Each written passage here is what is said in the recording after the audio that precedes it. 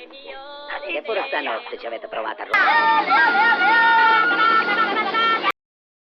दोस्तों ये कहानी जिया किंतु नाम के एक ऐसे आदमी के बारे में है जो अपने 3 दर्जन फैमिली मेंबर के साथ रोम के एक छोटे से गटर के जैसे रूम में रहता है। दरअसल जिया किंतु अपने पूर्वज फैमिली के साथ रहता है, इसलिए उसके फैमिली में टोटल 36 मेंबर हैं, लेकिन उनके पास रहने के लिए सिर्फ एक ही छोटा सा घर है, इसलिए उन्होंने उस घर को गोदाम से भी बदतर हालत में कर दिया है। उनके घर में प्राइवेसी नाम की कोई भी चीज नहीं है, क्योंकि उनके घर में सिर्फ एक ही बाथरूम है जिसमें जिया किंतु सारा दिन बैठा रहता है, जिसकी वजह से उसके घर में बच्चों से लेकर जवान औरतों तक सभी एक दूसरे के सामने ही नंगे होकर कपड़े बदलते हैं और इस चीज को करने में उन्हें कोई भी शर्म महसूस नहीं होती है। दरअसल कई सालों पहले जिया किंतु अपनी एक आंख को गवा दिया था, जिस वजह से उसे इंश्योरेंस कंपनी से ढेर सारा पैसा मिला था, लेकिन इतनी गरीबी होने के बावजूद वो इन पैसों को अपनी फैमिली के साथ बांटना नहीं चाहता है। इसलिए जब भी उसके बेटे का बेटा उसे पैसे मांगने के लिए आता है तब उसे पैसे देने से इनकार कर देता है और उसे लात मारकर वहां से भगा देता है। जिया किंतु जब सोता है तब वो अपने साथ एक बंदूक को भी रखता है, क्योंकि वो जानता है कि उसके सोते ही उसके घर का कोई न कोई मेंबर उसका पैसा चोरी कर लेगा। इसलिए एक आंख फूटने के बाद से उसने अपनी दूसरी आंख कभी भी बंद नहीं किया, यहाँ तक कि रात को जागकर अपने पैसों को पहरा देता है। साथ ही साथ उसे अधेड़ उम्र की औरतों को छेड़ने में काफी मजा आता है, इसलिए मौका मिलने पर उस नेक काम को करने में कोई भी कसर नहीं छोड़ता था। एक आंख फूटी होने की वजह से वो लड़कियों को आंख भी मारता है और लड़कियों को इसके बारे में पता भी नहीं चलता है। खैर वो लोग जिस शरीफों के मोहल्ले में रहते हैं उस मोहल्ले के ज्यादातर शरीफ लोग चोरी करना ही पसंद करते हैं, जिससे उन्हें रोजगार के साथ साथ 2 वक्त का हराम का खाना भी मिल जाता है। जिया किंतु की बड़ी बेटी पैसे कमाती है, लेकिन इसके लिए वह किसी भी हद तक जा सकती है।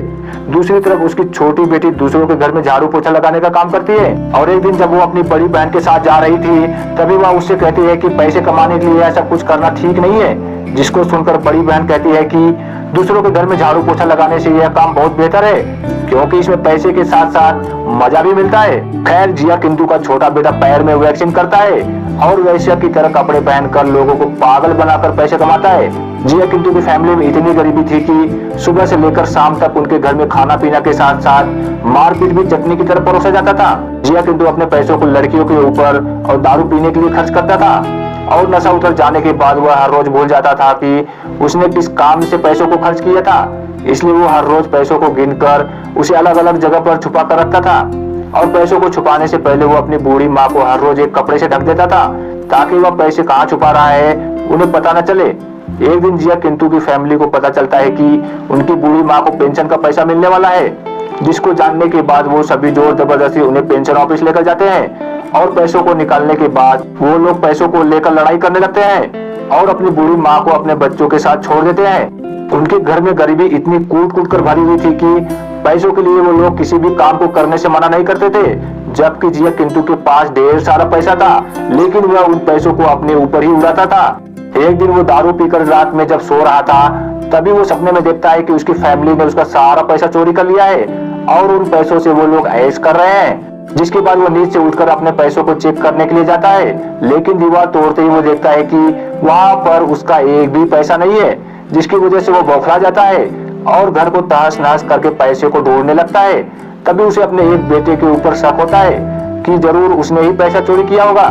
इसलिए वह उससे पूछने की बजाय उसे सीधा गोली मार देता है, जिसकी वजह से पुलिस उसे अरेस्ट कर लेती है। लेकिन अगले ही दिन वो पैसों के दम पर जेल से छूट भी जाता है। दूसरी तरफ घर के सभी लोग उन पैसों को घर के चारों तरफ पागलों की तरह ढूंढ रहे थे, लेकिन उन्हें वह पैसा कहीं भी नहीं मिलता। तभी वहां पर जिया किंतु आ जाता है और वो सीधे बाथरूम में जाकर उन पैसों को निकाल लेता है। दरअसल जिया किंतु ने बाथरूम में पैसे छुपाया था, लेकिन नशे में होने की वजह से उस दिन उसे ये बात याद नहीं था।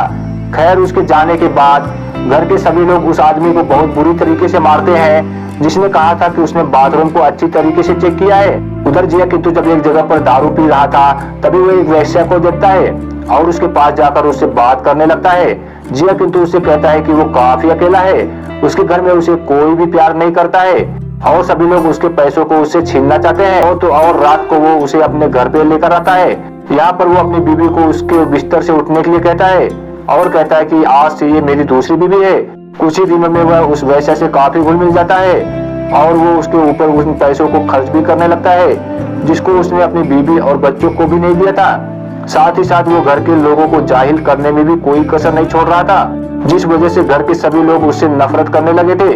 और उसे मारने के लिए वो लोग प्लान बनाने लगते हैं। खैर एक दिन जब घर के सभी लोग चर्च जाते हैं तभी वो लोग वहाँ पर इस घटना को अंजाम देने का फैसला करते हैं, जिसके बाद वो लोग एक गाड़ी में भेड़ बकरियों की तरह लोड होकर एक होटल में जाते हैं, जहाँ पर पहुंचकर वो लोग जिया किंतु के खाने में जहर मिला देते हैं। जिया किंतु जब उस खाने को खाता है तब उसे पहले तो कुछ भी समझ में नहीं आता, लेकिन थोड़ी देर में वह समझ जाता है कि उसके खाने में जहर मिलाया गया है। इसलिए वो उन लोगों से कहता है कि मरने से पहले मैं पुलिस को इसके बारे में बता दूंगा कि तुम सभी ने मिलकर मेरे खाने में जहर मिलाया है। जिसके बाद वह साइकिल लेकर वहां से पुलिस स्टेशन जाने लगता है, जबकि उसे पुलिस स्टेशन की बजाय हॉस्पिटल जाना चाहिए था। दरअसल जिया किंतु अपने आप को बचाने के लिए नहीं बल्कि उन लोगों को मरवाने के लिए जा रहा था, लेकिन जहर खाने की वजह से वो ज्यादा दूर तक नहीं जा पाता और एक नदी के किनारे आकर गिर जाता है। अब क्योंकि उसने पूरा खाना नहीं खाया था इसलिए वह उल्टी करके उस खाने को निकाल देता है जिसमें जहर मिला हुआ था, जिस वजह से वो बच जाता है। इसके बाद वो रात में अपने घर में दारू छिड़क कर उसमें आग लगा देता है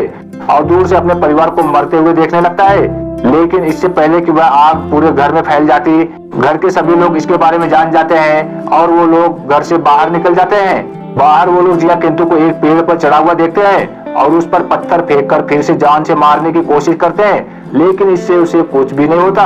अगले दिन वो सभी लोग उस घर को ठीक करने की कोशिश करते हैं और वही दूसरी तरफ जिया किंतु उस घर को एक आदमी को बेच देता है ताकि उसकी फैमिली बेसहारा होकर रास्ते पर भीख मांगने पर मजबूर हो जाए और वो उन पैसों को लेकर उस वैश्या के साथ गुलछर्रे उड़ाने लगता है। इसके कुछ दिन बाद वो आदमी जिसने उस घर को खरीदा था वो अपनी फैमिली के साथ, जो कि मालगाड़ी की तरह खत्म ही नहीं हो रहा था,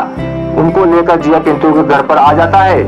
जो कि अभी उसका हो चुका था। वो जिया किंतु की फैमिली को घर खाली करने के लिए कहता है, लेकिन वो लोग घर को खाली तो नहीं करते बल्कि लड़ाई झगड़े पर उतर आते हैं। इसके बाद अगले सीन में हम देखते हैं कि जिया किंतु अपने पैसों से एक गाड़ी खरीदता है